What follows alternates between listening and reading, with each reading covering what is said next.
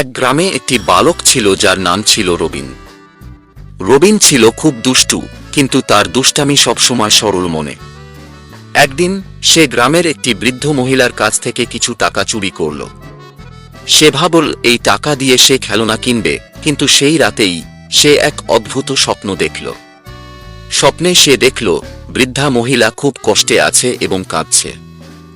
রবিন ভীষণ মনোকষ্টে জেগে উঠল এবং বুঝল সে বড় ভুল করেছে। পরের দিন সকালে রবিন সেই টাকা বৃদ্ধার কাছে ফিরিয়ে দিল এবং তার কাছে ক্ষমা চাইল।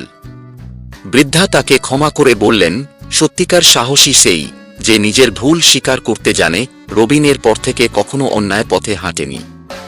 সে শিখেছিল সততার পথে চলাই জীবনের সঠিক পথ।